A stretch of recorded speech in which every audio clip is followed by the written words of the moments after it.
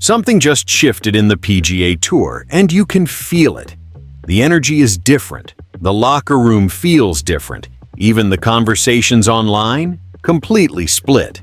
This isn't just another storyline about form or rankings or who's leading the FedEx Cup. This is bigger. It's about loyalty. It's about money. It's about what this tour really stands for. And the way this whole situation is being handled, that's what's really got people talking. I promise you, once we break this down, you're going to see why this moment could shape the future of the PGA Tour in a way we didn't expect. Before we get into it, if you're a real PGA Tour fan, the kind that follows every leaderboard update and watches Sunday back nines like it's the Super Bowl, hit that like button. Subscribe to PGA Tour Today. We're a new channel trying to reach our first 1,000 subscribers, and if you love honest golf conversations like this, you're exactly who this community is for. Here's where everything explodes. The return of Brooks Koepka to the PGA Tour hasn't just made headlines, it's divided the entire golf world. Some players are welcoming him back like nothing happened. Others, they're furious. And at the center of it all is the new PGA Tour CEO, Brian Rowlap. Let's break this down properly because the details matter. An anonymous article published in Golf Digest titled, "The Undercover Pro: How a Lot of Us Feel About Brooks Coming Back," poured gasoline on the fire. And I'm telling you, the tone was not subtle. The anonymous pro basically mocked the narrative that Koepka is sacrificing some massive amount of money to come back. We've been told he's walking away from more than $90 million in lost compensation under the PGA Tour structure. That includes a $5 million charitable donation and giving up 5 years of potential equity grants under the tour's new equity program. But here's the part that has guys rolling their eyes. Most of that so-called $90 million, it's theoretical. Future equity, possible bonuses, not guaranteed money. Meanwhile, Koepka already pocketed a signing bonus north of $100 million when he joined LAIV in 2022. And on top of that, he reportedly earned somewhere between 60 and 70 million more during his 3 years there. So when you frame it like he's losing 90 million to come back, a lot of players see that as insulting their intelligence. And honestly, I get why. Under the PGA Tour's returning member program, Koepka has to donate $5 million to charity and give up 5 years of potential equity participation. He also won't be eligible for sponsor exemptions into marquee events.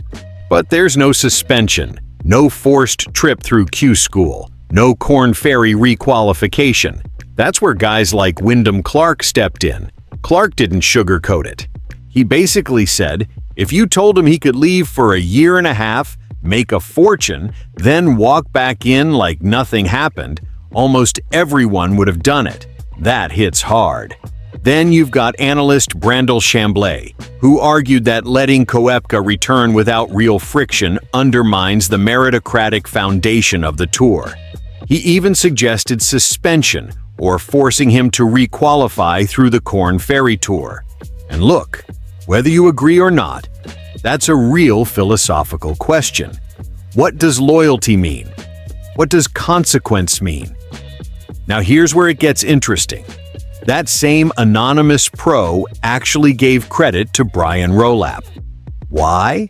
Because if reunification between the PGA Tour and LIV ever happens, the hardest part will be figuring out how to bring players back without punishing the guys who stayed loyal.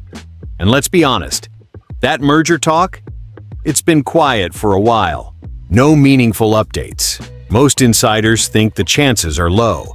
But if it somehow happens, this situation might be the blueprint. Players like Bryson DeChambeau and Jon Rahm would need a pathway too. Under former Commissioner Jay Monahan, the anonymous pro believes Koepka would probably still be stuck in limbo. But Rowlap wanted him back, and he made it happen. Still, not everyone is upset. Billy Horschel said he doesn't have a problem with it. Veterans like Fred Couples and Max Homa posted simple but powerful messages online. Welcome back, Brooks. And the fans, they showed up. At the Farmers Insurance Open, Koepka received a warm reception, loud support, real energy. His wife, Gina Sims, even said the welcome was 100% positive, from her perspective and from the galleries. And then, the most influential voice in golf weighed in. Tiger Woods called Koepka's return a win for everyone. He emphasized that fans want the best players competing together. Period. And now they get to see Koepka tee it up alongside Scottie Scheffler and Rory McIlroy again. And that's the emotional core of this whole thing. As fans, we want stacked leaderboards. We want Sundays where major champions are battling down the stretch. We want the strongest fields possible. But as competitors, as players who turn down massive LEV money to stay, that's where it gets complicated. Because if leaving comes with almost no real penalty, what message does that send? Koepka is now set to compete at the Cognizant Classic, and the tension isn't going away anytime soon. The identity of the undercover pro is still a mystery, but you can feel that more players are going to start speaking publicly.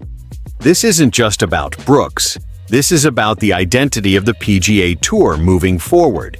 Is this the beginning of full reunification, or is this a one-off exception because of Koepka's stature and star power? Right now, the tour is walking a tightrope, and as fans, we're stuck in that emotional space between excitement and unease. Because yes, seeing Koepka back in the mix heading toward the majors makes the season more electric. It just does. Imagine the Masters. Imagine a Sunday leaderboard stacked with Scheffler, Rory, Koepka, maybe Rahm, if things ever shift again. But at the same time, the tour built its brand on merit, loyalty, and earning your way. That's why this moment feels bigger than just one player. It feels like a turning point. And honestly, I'm torn. I love seeing the best in the world together. But I also understand the guys who stayed and are wondering what it was all for. What do you think? Was this handled the right way? Should there have been a suspension? Or is this simply smart leadership in a new era? If you're enjoying real conversations like this, hit like, drop your thoughts in the comments. I read them all, and subscribe to PGA Tour Today.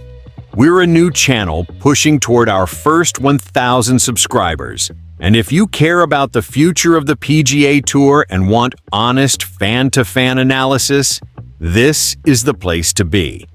Because this story, it's not over. Not even close.